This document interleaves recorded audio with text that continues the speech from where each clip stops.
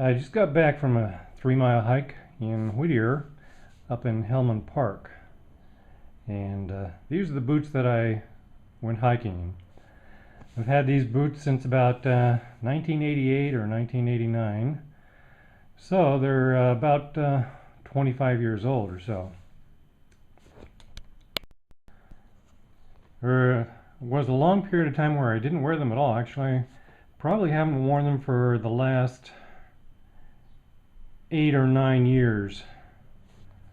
Probably the last time I wore them was when I lived in Fort Collins, Colorado in 2002, 2003. When I first got them way back in 1988 or 89, they were so stiff for such a long period of time that I felt like I'd never break them in. Every time I would go out in them, I would get blisters on my heels and have to put them away for a while before I could wear them again. And then I guess the main reason why I wasn't able to wear them for the last 8 or 9 years was probably because I wasn't able to find any shoelaces that were long enough. These need 72-inch laces, and I couldn't find any anywhere. Of course, I didn't really look too hard.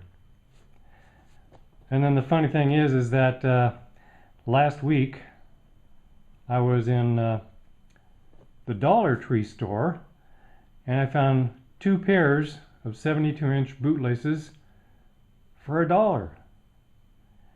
Now the ones I have on the boots right here I actually bought on the internet, and they cost me $7 because that was the only place that I could find them up until then. Anyway, these are a solid construction boot. I don't even know if they make boots like this anymore. They're so awesome.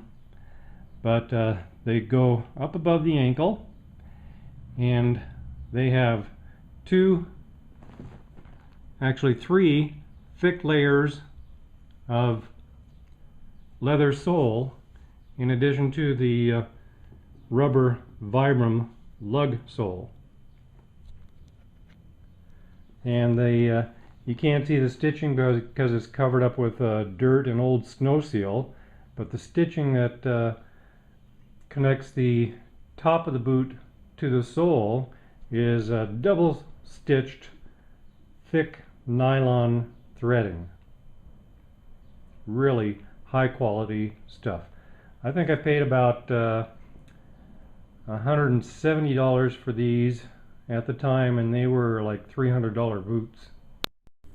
So I wanted to show a little bit more of the fine detail of these boots as I take them off here.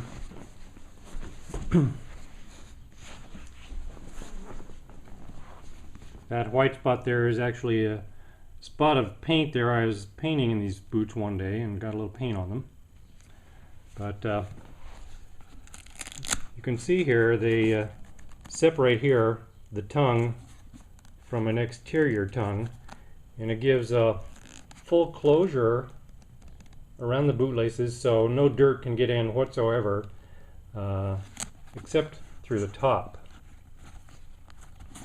And then you know, as I said before, they are the authentic Vibram sole.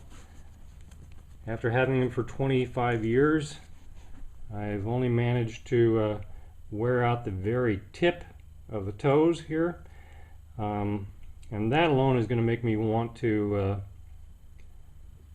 get them resoled because it's starting to wear away the leather in the toe now. But overall, they're great boots. They're heavier than any other boots I've ever owned or worn, but they give fantastic support.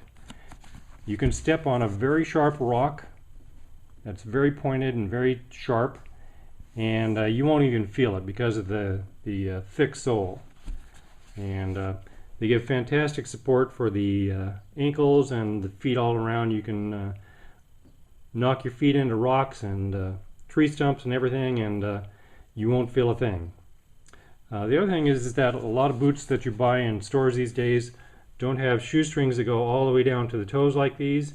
What you can do is actually tighten the laces down close to the toes when you're going downhill, because what that'll do is make it so that your toes don't hit the front of the boot and hurt your toenails or hurt your toes and give you pain. So there's a huge advantage to these.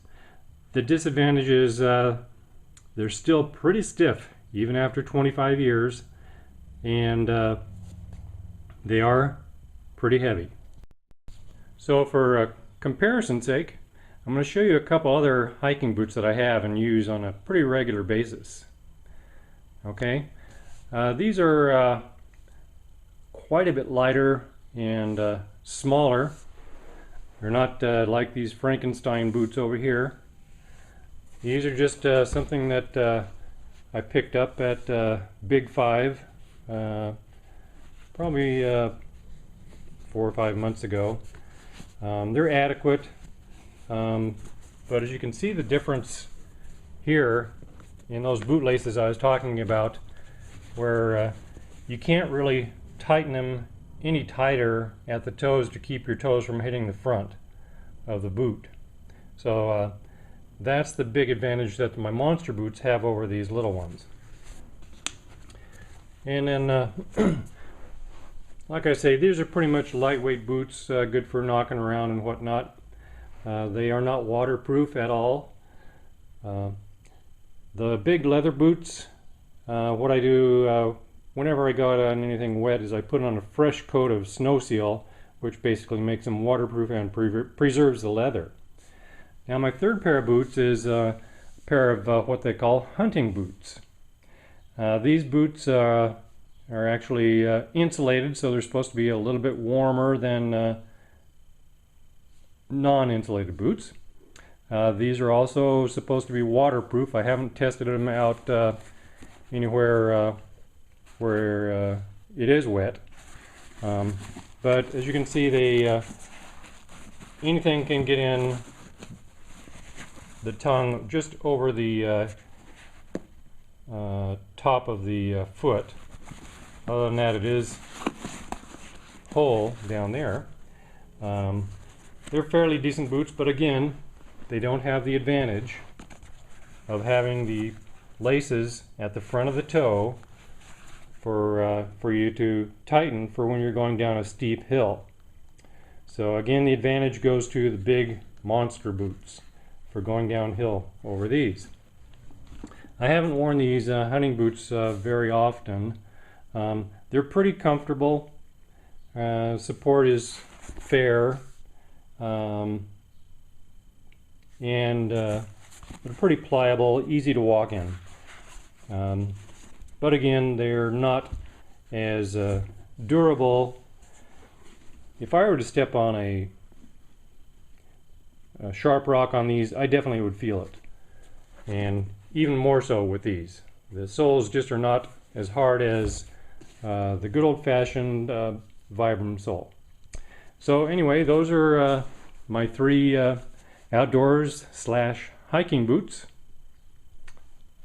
and next time I'll take a little video of me hiking in Hellman Park.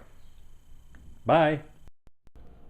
Okay, as you can see, I still have the original box that the boots came in. The brand is Zamberlan, and they're made in Italy.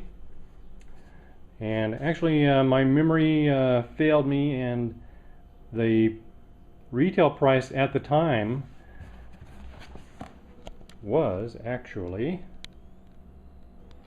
I don't know if I can zoom in on this, but retail price at the time was $175. And now I do remember what I did pay for them. It was a closeout, and I ended up paying $89 for them plus tax. My memory did come back to me. So there you have it.